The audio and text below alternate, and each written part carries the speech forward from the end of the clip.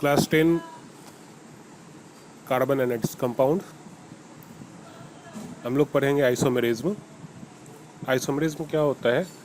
तो वैसे कंपाउंड्स जिसका मॉलिक्यूलर फार्मूला सेम हो और उसका स्ट्रक्चर और अरेंजमेंट ऑफ कंपोनेंट्स जो है वो डिफरेंट होता है, उसको हम लोग क्या कहते हैं? आइसोमर्स कहते हैं। और इस फेनोमेना को हम लोग क्या कहते हैं? आइसोमेरिज्म कहते हैं। आइसोमेरिज्म दो टाइप का होता है, एक स्ट्रक्चरल आइसोमेरिज्म और दूसरा स्टीरियो आइसोमेरिज्म। 10th क्लास में स्टीरियो आइसोमेरिज्म नहीं पढ़ना है, स्ट्रक्चरल आइसोमेरिज्म के बारे में जानना है, तो उसके बारे में हम लोग जानेंगे। अब इसका एग्जाम्पल अगर हम लोग देखें आइसोमेरिज्म का, तो उसका मॉलिक्यूलर फार्मूला क्या होगा? सेम होगा और उसका स्ट्रक्चर क्या होगा? डिफरेंट होगा। तो यहाँ पे हम लोग एग्जाम्पल ले रहे हैं C5H10 का। यह C5H10 को हम लोग ओपन चेन में भी रिप्रेजेंट कर सकते हैं और क्लोज चेन में भी रिप्रेजेंट कर सकते हैं। क्लोज चेन में यह सिंगल बॉन्ड से जुड़ा होगा, ओपन चेन में यह एक जगह पे एक पोजीशन पे डबल बॉन्ड पाया जाएगा। सो यह अल्कीन का एग्जाम्पल है। 5 कार्बन यहाँ पे है और हाइड्रोजन का संख्या 10 जो यहाँ पे देख रहे हैं, ये 10 हो गया। तो इस फार्मूला को ये फुलफिल कर रहा है। अब इसी को हम लोग ओपन चेन के बाद अब क्लोज चेन में अगर रिप्रेजेंट करें तो पेंटागन के रूप में हम रिप्रेजेंट करेंगे।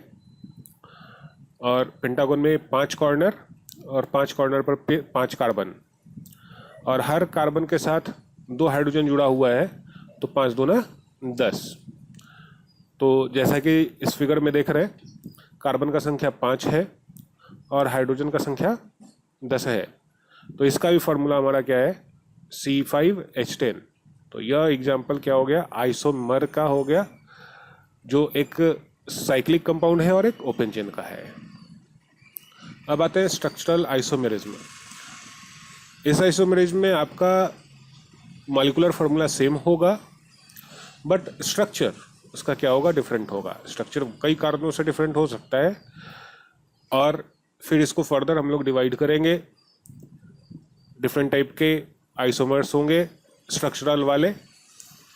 तो इनका स्ट्रक्चर क्या होगा? जैसे पोजीशन के कारण डिफरेंट हो जाए, फंक्शनल ग्रुप के कारण डिफरेंट हो जाए, चेन के कारण, कार्बन के चेन के कारण डिफरेंट हो जाए। जैसा कि अभी एग्जांपल एक देखे, एक में ओपन चेन पाया जा रहा था, एक में क्लोज चेन पाया जा रहा था। तो स्ट्रक्चर में अगर डिफरेंसेस आएंगे तो उसको हम लोग क्या कहेंगे? स्ट्रक्चरल आइसोमेरिज्म कहेंगे। जैसे हम लोग एग्जांपल ले लेते हैं ब्यूटेन का, C4H10 का।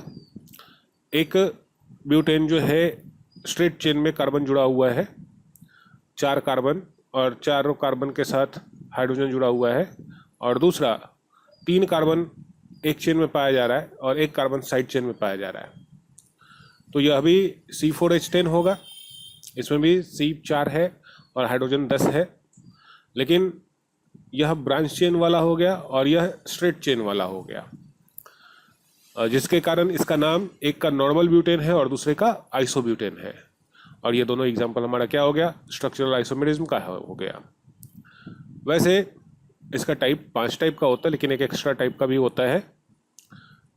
स्ट्रक्चरल आइसोमेरिज्म 5 टाइप का: पोजीशन आइसोमेरिज्म, दूसरा चेन आइसोमेरिज्म, तीसरा फंक्शनल आइसोमेरिज्म, चौथा मेटामेरिज्म, पांचवा टॉटोमेरिज्म। और एक छठा टाइप का और होता है, उसको हम लोग रिंग चेन आइसोमेरिज्म भी कहते हैं। इसमें रिंग भी पाया जाएगा और चेन भी पाया जाएगा। अब chemical properties of organic compound या कार्बन कंपाउंड। तो सबसे पहले केमिकल प्रॉपर्टीज में हम लोग का कंबसन रिएक्शन। कंबसन का मतलब होता है जलने का रिएक्शन। यहाँ पे बर्न होगा, तो बर्निंग के लिए आप सब लोग जानते हैं कि ऑक्सीजन की ज़रूरत होती है। यानी कार्बन कंपाउंड जो है वह ऑक्सीजन के प्रेजेंस में जलता है। तो इस प्रोसेस को हम लोग क्या कहते हैं? कंबसन रिएक्शन कहते हैं। और ऑक्सीजन के प्रेजेंस में कोई भी सब्सटेंस जलता है कार्बन वाला, तो कार्बन डाइऑक्साइड और वाटर के साथ हीट और लाइट भी रिलीज होता है। एग्जाम्पल के लिए हम लोग देखेंगे, इथाइल अल्कोहल अगर जलता है ऑक्सीजन के प्रेजेंस में, तो कार्बन डाइऑक्साइड और वाटर के साथ हीट और लाइट भी रिलीज होगा। इथाइल अल्कोहल का फार्मूला C2H5OH होता है और उसको ऑक्सीजन के प्रेजेंस में बर्न किया जा रहा है, तो बर्न करने के कारण हमको कार्बन डाइऑक्साइड, वाटर, हीट और लाइट मिलता है। अगर केवल कार्बन जलता है तो निश्चित है कि केवल कार्बन जलेगा तो वहाँ पे कार्बन डाइऑक्साइड निकलेगा, वाटर नहीं रिलीज होगा। वाह, क्यों नहीं होगा? क्योंकि कार्बन के साथ हाइड्रोजन जुड़ा हुआ नहीं है, तो सिर्फ और सिर्फ कार्बन डाइऑक्साइड, हीट और लाइट रिलीज होगा। सेचुरेटेड हाइड्रोकार्बन को अगर हम लोग जलाते हैं ऑक्सीजन के प्रेजेंस में, तो यहाँ पे दो प्रकार से इसको हम लोग बर्न करवाते हैं। एक सफिशिएंट अमाउंट ऑफ एयर और दूसरा लिमिटेड अमाउंट ऑफ एयर। अगर एयर का, हवा का यानी ऑक्सीजन का सफिशिएंट अमाउंट होता है तो सैचुरेटेड हाइड्रोकार्बन के जलने के कारण ब्लू कलर का फ्लेम प्रोड्यूस होता है। और अगर लिमिटेड अमाउंट ऑफ ऑक्सीजन होगा तो सूटी फ्लेम यहाँ पे रिलीज होगा, ब्लू कलर का फ्लेम नहीं होगा। यानी ऑक्सीजन का लिमिटेड अमाउंट होगा, कम ऑक्सीजन होगा, तब ऐसा कंडीशन देखने को मिलता है। और अगर अनसैचुरेटेड हाइड्रोकार्बन को हम लोग जलाएंगे ऑक्सीजन के प्रेजेंस में, अनसैचुरेटेड हाइड्रोकार्बन को अगर हम जलाते हैं तो इससे धुआं वाला कार्बन डाइऑक्साइड निकलेगा और येलो कलर का फ्लेम प्रोड्यूस होगा। यहाँ पे कार्बन डाइऑक्साइड, वाटर, हीट और लाइट भी प्रोड्यूस होगा। एग्जाम्पल के लिए अगर हम लोग C2H4 लेते हैं और ऑक्सीजन के प्रेजेंस में इसको बर्न करवाते हैं तो carbon dioxide, water, heat and light produce होता है।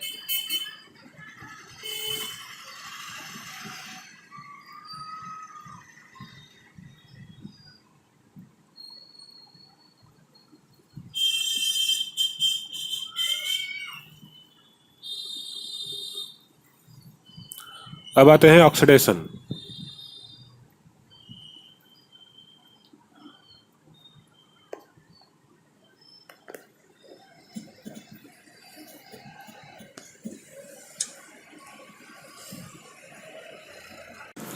ऑक्सीडेशन में हम लोग क्या करते हैं, ऑक्सीजन में ऑक्सीजन का एडिशन होता है ऑक्सीडाइजिंग एजेंट के प्रेजेंस में, और रिजल्ट हमको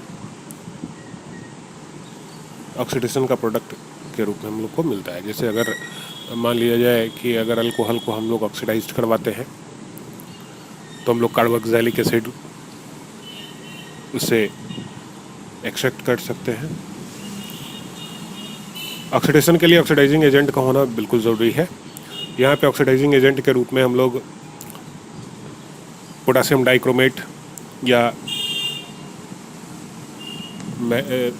पोटेशियम परमैंगनेट का यूज़ किया जाता है। ऑक्सीडाइजिंग एजेंट वैसा एजेंट होता है जिसके कारण ऑक्सीडेशन होता है और रिएक्शन हमारा कंप्लीट होता है।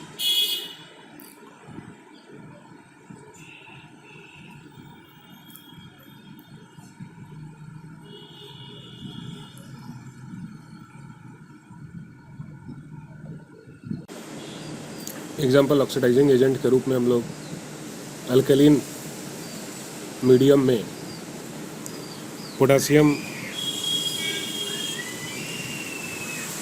परमैंगनेट या एसिडिक मीडियम में पोटेशियम डाइक्रोमेट का यूज़ करते हैं। पोटेशियम परमैंगनेट के साथ KOH for alkaline medium, alkaline और एसिडिफाइड पोटासियम डाइक्रोमेट। यहाँ पे हम पोटासियम डाइक्रोमेट K2Cr2O7 के साथ एसिड का यूज़ करेंगे तो यह एसिडिफाइड हो जाएगा। और इसके प्रेजेंस में अगर अल्कोहल को ऑक्सीडाइज करवाते हैं तो हम लोगों को कार्बोक्सिलिक एसिड मिलता है। यानी अगर इथेनॉल को ऑक्सीडाइज करवाएंगे तो इथेनोइक एसिड हम लोग को प्राप्त हो जाएगा। तो ये हमारा प्रोडक्ट मिल जाएगा, इथेनोइक एसिड।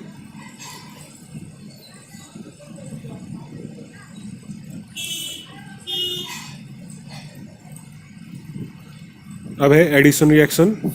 एडिशन रिएक्शन में दो कंपाउंड्स को अगर हम लोग रिएक्ट करवाते हैं तो एक सिंगल प्रोडक्ट हम लोग को प्राप्त होता है, सिंगल प्रोडक्ट मिलता है। तो ऐसे रिएक्शन को हम लोग क्या कहते हैं? एडिशन रिएक्शन कहते हैं। तो जनरली ऑर्गेनिक कंपाउंड या कार्बन कंपाउंड के अनसैचुरेटेड हाइड्रोकार्बन के साथ हम लोग एडिशन रिएक्शन का यूज़ किया करते हैं। तो अगर अनसैचुरेटेड हाइड्रोकार्बन को हम लोग ट्रीट करें हाइड्रोजन के साथ in the presence of nickel और प्लैटिनम, ये दोनों कैटालिस्ट है,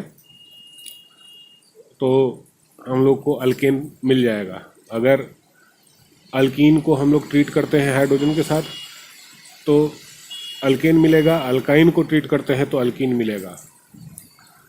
यहाँ पे हाइड्रोजन जो रिएक्टेंट के तरह यूज़ करते हैं वह हाइड्रोजन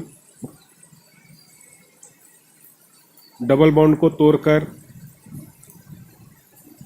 उस पोजीशन पर ऐड हो जाता है, जुड़ जाता है, जिसके कारण अनसैचुरेटेड हाइड्रोकार्बन को हम लोग सैचुरेटेड हाइड्रोकार्बन में आसानी से बदल सकते हैं। जैसा कि इस एग्जांपल में आप देखें, कार्बन और कार्बन के बीच डबल बॉन्ड है, हाइड्रोजन के ऐड करने के कारण दोनों तरफ एक हाइड्रोजन जुड़ गया और सिंगल बॉन्ड हो गया, यानी अनसैचुरेटेड टू सैचुरेटेड हाइड्रोकार्बन यहाँ पे मिल गया। अब सब्स्टिट्यूशन रिएक्शन। सब्स्टिट्यूशन रिएक्शन मतलब कि किसी कंपोनेंट को हाइड्रोकार्बन के हाइड्रोजन को एक हाइड्रोजन या एक से ज़्यादा हाइड्रोजन को किसी दूसरे अदर एटम या ग्रुप ऑफ एटम के द्वारा हम लोग अगर रिप्लेस करते हैं तो इसको हम लोग क्या कहते हैं? सब्स्टिट्यूशन रिएक्शन कहते हैं। अब जैसे यहाँ पे हम लोग एग्जांपल ले सकते हैं, मेथेन को अगर रिएक्ट करवाते हैं क्लोरीन से तो हाइड्रोजन मेथेन का वह रिप्लेस कर दिया जाएगा क्लोरीन के द्वारा। यानी दो क्लोरीन है तो एक क्लोरीन हाइड्रोजन की जगह पे जुड़ जाएगा और हाइड्रोजन जो वहाँ से हटा वह क्लोरीन के साथ जुड़ करके HCl फॉर्म करेगा। यानी यहाँ पे CH3Cl और HCl हम लोग को मिल जाएगा। CH3Cl को हम लोग क्लोरोमेथेन कहेंगे। अब है कुछ इम्पोर्टेंट कंपाउंड है जो इस चैप्टर में हम लोग को डील करना है।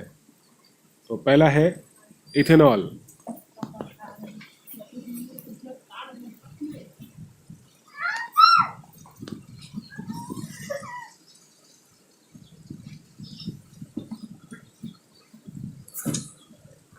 हम लोग का सबसे पहला कंपाउंड जो है वह इथेनॉल है।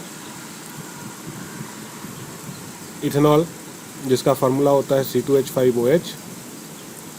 यह कंपाउंड अल्कोहल ग्रुप का है, इसको हम लोग इथाइल अल्कोहल भी कहते हैं। इसका कुछ प्रॉपर्टी हम लोग जान लें तो यह एक कलरलेस लिक्विड होता है जो वाटर सॉल्युबल होता है और हाईली इन्फ्लेमेबल होता है। मतलब अगर इसमें हम लोग फ्लेम लगाएं तो ये जलना स्टार्ट हो जाता है और वोलेटाइल भी होता है, काफ़ी आसानी से ये हवा में उड़ जाता है। दूसरा प्रॉपर्टी, यह एक न्यूट्रल कंपाउंड है। तो न्यूट्रल कंपाउंड है तो लिटमस पेपर पर इसका कोई प्रभाव नहीं पड़ेगा। लिटमस पेपर पर उन्हीं कंपाउंड का प्रभाव पड़ता है, इफेक्ट पड़ता है जो एसिडिक या बेसिक होते हैं। अब केमिकल प्रॉपर्टीज, तो इसके केमिकल प्रॉपर्टीज में पहला प्रॉपर्टी है रिएक्शन विथ सोडियम।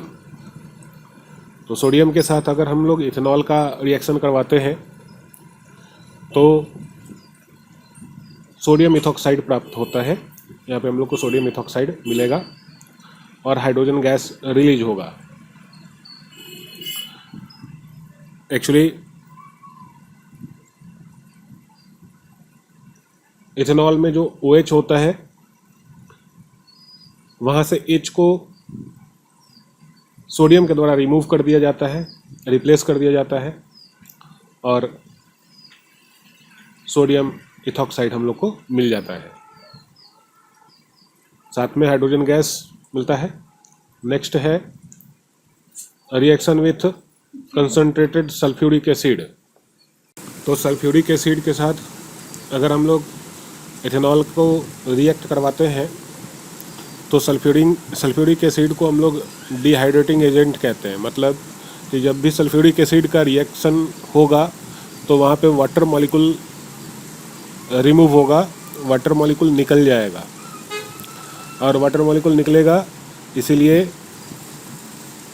हम लोग सल्फ्यूरिक एसिड को डिहाइड्रेटिंग एजेंट भी कहते हैं। तो यहाँ पे अगर अल्कोहल के साथ रिएक्शन करवाते हैं और वाटर मॉलिक्यूल निकलता है तो हम लोग को इथाइल अल्कोहल के कारण इथीन मिल जाएगा, क्योंकि एक कार्बन के साथ जो OH ग्रुप जुड़ा होता है वह और दूसरे कार्बन के साथ जो H होता है वो दोनों मिलकर वाटर का फॉर्मेशन करेंगे और वो वाटर रिलीज हो जाएगा और दोनों तरफ से एक एक कंपोनेंट रिप्लेस हो रहा है, वहाँ से हट रहा है, तो डबल बॉन्ड का फॉर्मेशन हो जाएगा यानी इथीन बनेगा। अब आते हैं इथेनोइक एसिड।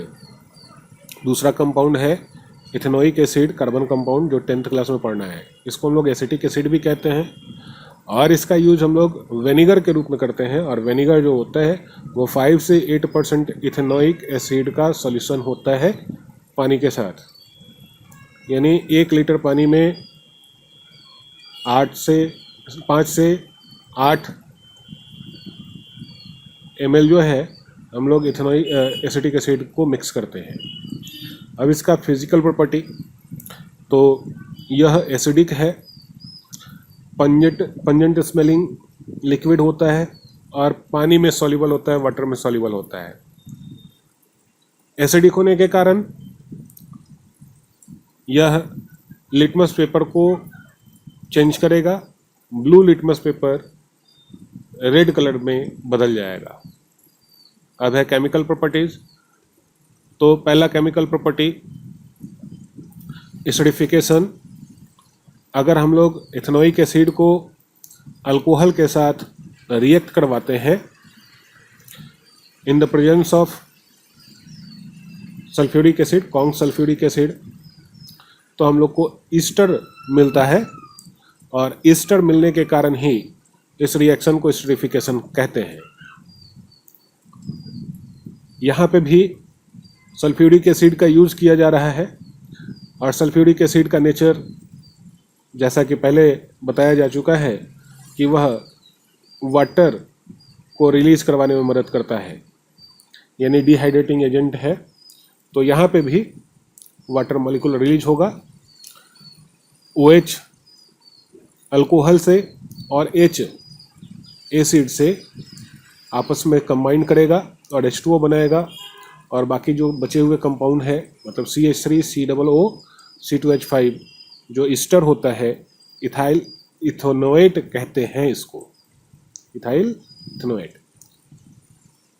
अब है रिएक्शन विथ कार्बोनेट्स।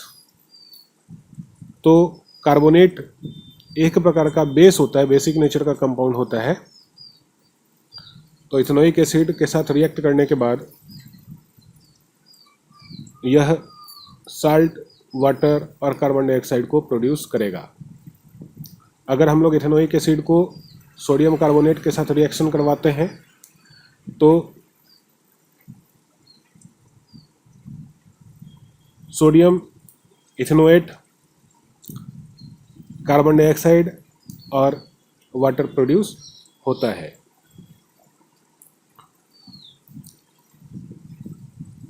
यहाँ पे अगर हम रिएक्शन देखें तो सिंपल सा बात है कि कोई भी एसिड अगर बेस के साथ रिएक्शन करता है तो एक साल्ट बनाएगा, वाटर भी रिलीज करता है। यहाँ पे कार्बोनेट है इसीलिए कार्बन डाइऑक्साइड भी रिलीज होता है। अगर हम लोग इथेनोइक एसिड को एक्सपैंड करें तो एसिड होने के कारण यह हाइड्रोजन आयन लिबरेट करता है पानी में, वाटर में। तो H आयन यहाँ पे दिखलाया गया। और कार्बोनेट, सोडियम कार्बोनेट में सोडियम आयन प्रोड्यूस होगा। सोडियम आयन हाइड्रोजन के जगह पर चला जाएगा और हाइड्रोजन आयन सोडियम के जगह पर चला जाएगा, जिसके कारण हम लोग को इस तरह का प्रोडक्ट देखने को मिलता है। नेक्स्ट, अगर हम लोग आगे बढ़े रिएक्शन में तो बाइकार्बोनेट्स, तो सोडियम कार्बोनेट्स और सोडियम बाइकार्बोनेट्स दोनों तरह के कार्बोनेट्स में हमारा एक ही तरह का प्रोडक्ट मिलेगा, यानी salt, water and carbon dioxide. अगर इथेनोइक एसिड को हम लोग रिएक्ट करवाते हैं सोडियम बाइकार्बोनेट या सोडियम हाइड्रोजन कार्बोनेट, दोनों का मतलब एक ही होता है। अगर इसके साथ रिएक्शन करवाते हैं तो सोडियम इथेनोएट मिलेगा और साथ में कार्बन डाइऑक्साइड और वाटर प्रोड्यूस हो जाएगा। अगर इथेनोइक एसिड को CH3 COOH को NaHCO3 के साथ रिएक्शन करवाते हैं तो यहाँ पे भी हाइड्रोजन सोडियम के द्वारा रिप्लेस कर दिया जाएगा और हाइड्रोजन कार्बोक्सिलिक एसिड का वह HCO3 के साथ जुड़कर H2O और CO2 का फॉर्मेशन कर लेगा। अगर इसको हम लोग एक्सपेंड करें तो देख सकते हैं CH3 COO माइनस और प्लस H आयन। यह H आयन आपका HCO3 के साथ जुड़ रहा है और सोडियम आयन COO माइनस के साथ जुड़ रहा है।